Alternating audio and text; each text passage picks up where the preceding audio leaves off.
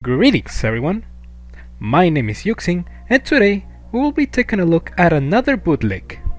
This one being the knockoff version of the S.H Figurarts Deadpool from Deadpool 2. Now, let me just say that Deadpool is definitely one of my favorite characters, and the movies are just fun as hell.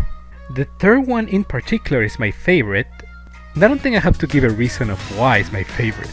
And since soon enough we will be getting a new figure of him from the third movie, I thought to myself, would his bootleg counterpart be worth it even after this new release? Huh. Let's take a closer look, shall we? So I want to keep in mind that I don't have any of the original Deadpools, or at least not yet. So when it comes to sculpt, I feel like this knockoff does manage to resemble the original, of course in particular the Deadpool 2 version. The whole bodysuit has this texture to it, and the many accessories the suit has really do look great the more you look at it. Now that's just sculpt, but what about the paint? What the heck? Well, do I really have to say it? Sloppy paint in the eyes, which it's kind of amazing whoever did this knockoff to just like mess it up. The bell paint has some like bleeding, and just look at this logo. Oh, but that's just like simple like not bootleg quality. Surely it doesn't have any other defect, right? Broken joint. Here we go. Day one that I got this guy, and not only it had just like loose joints, these pistols handles that keep popping off, which both of these issues I was able to fix effortlessly, but the worst part is the head joint. I swear, I handle any figure with care, so when I try to move the head to test the articulation just slightly, oh boy. So this is a dumbbell joint, and it just broke just like that. I was so confused, but at the same time not surprised. I mean, this is a bootleg at the end of the day, but I will be lying if I didn't say that I was kinda disappointed that it just broke so easily. I'm actually still surprised that nothing else broke yet. As a way to hold his head now, I just used a different type of like joint that I had to sand it down and just cut some like pieces of it, adding a bit of the substance similar to clay, and it isn't good, but it could be worse. Regardless, this is probably the second worst experience I have with the bootleg. You guys don't want to hear the first one. I'm going to take his head off, because it will be annoying to handle it right now. Just keep in mind that that was a dumbbell joint for the sake of this section. Anyway, so this section of the body has a ball joint that connects to this like neck piece. As normal with any SH Figurarts, we have the two dumbbell joints in the body from the torso to the waist. However, the upper body joint is kind of stuck, so he's limited range for me. For the arms, we have a butterfly joint, what it looks like a ball joint and a hinge joint in the shoulder.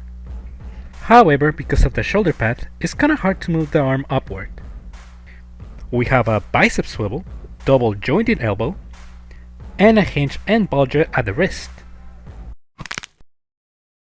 Oh, you motherfucker! We have a hinge and a peg joint on the leg, a thigh swivel, double jointed knee, a limited up and down at the feet, and finally a toe hinge.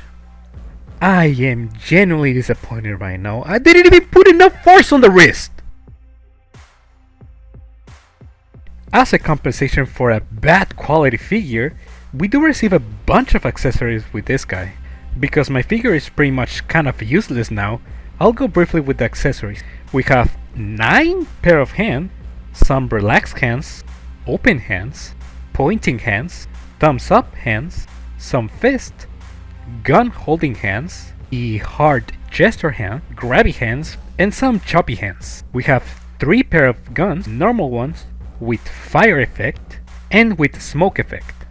We of course have the katanas, and a small knife. We have around 4 pairs of interchangeable eyes, but due to the sloppy paint it's a little bit hard to tell which is which.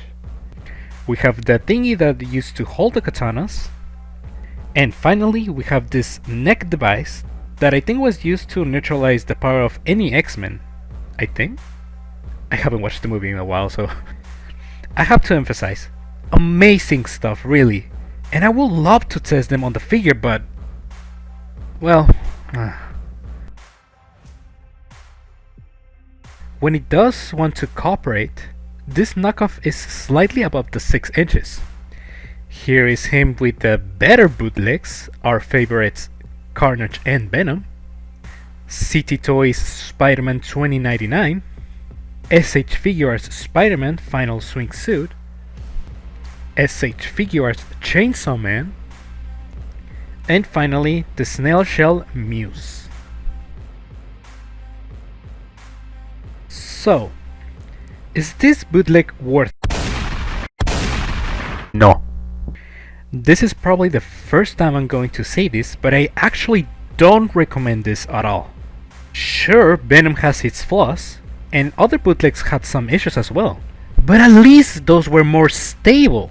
I haven't got the same problems as with this one. Well, there's an exception actually, and just trying to handle him is really, it isn't pleasing at all. Parts are falling off, joints breaking, not worth it, really.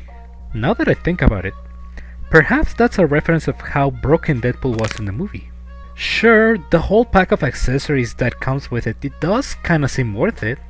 And keep in mind, I'm not saying that every unit of this knockoff might be like mine, but do you really want to test it?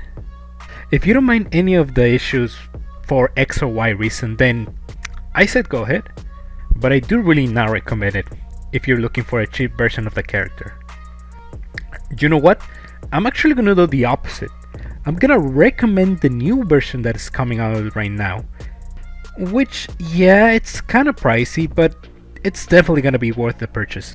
And compared to the other 2 original ones from the other movies, from the aftermarket, this is the cheapest. But yeah, regardless of this not being like the best bootleg ever, I hope you guys enjoyed this video anyway. It was definitely a bit hard to take some photos of this guy when he was just falling apart every single time, but anyway, I hope to see you guys in the next one. Good night, fellow collectors.